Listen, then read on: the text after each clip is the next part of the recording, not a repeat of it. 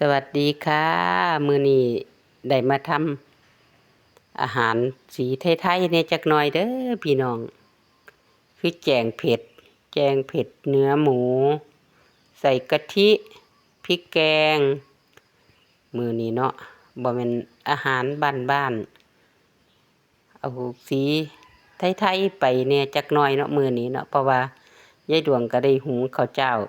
อยากกินแบบไทยๆเนาะเครื่องปรุงก็สิมีพริกแกงน้ำปลาผงชูรสรสดีใส่บ่หลายดอกพี่น้องเพียงเพราะว่าพริกแกงมันก็สิมีรสสีเข้มๆนัวๆแหน่จักหน่อยแล้วเนาะยายดวงก็สิเฮ็ดหม้อบ่ใหญ่ปานใดมีใบโหระพามีมะเขือกำลังพอดีพี่น้องคือเอามาแจงมื้อนี้กะทิเอาก็สิเป็นกะทิสดยายดวงได้พาบักพร้าวเนาะเอาเฮ็ดแบบบ้านๆเฮากลับมาคนเข้ากันนี่ล่ะเฮ็ดแนวอยากแนวกินเฮาก็เฮ็ดธรรมดานี่ล่ะบ่มีพิธีรีตองอีหยังปานใดเนาะยายดวงก็สิเฮ็ดแบบบ้านๆคือเก่าหั่นล่ะสิแม่นอาหารแบบใดก็ได้มื้อนี้มาซิมนำกันเด้อแกงเผ็ดใส่เนื้อหมูใส่มะเขือเปาะ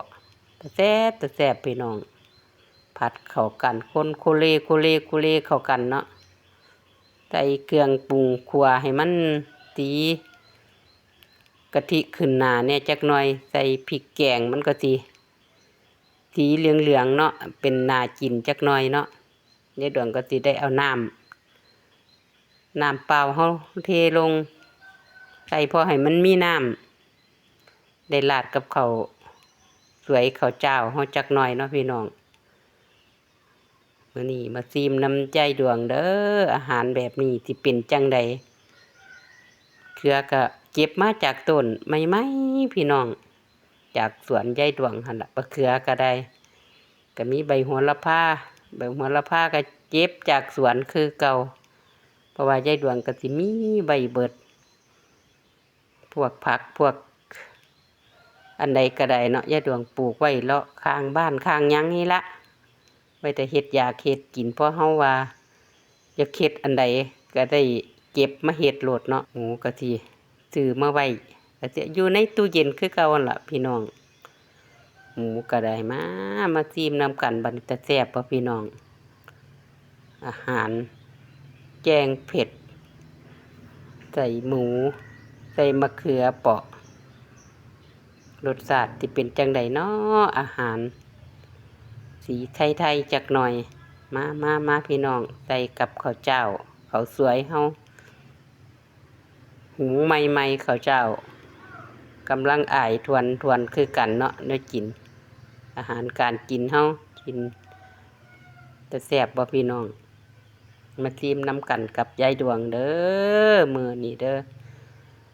รสชาติสิเป็นแบบไทยหรือแบบลาว มาเด้อ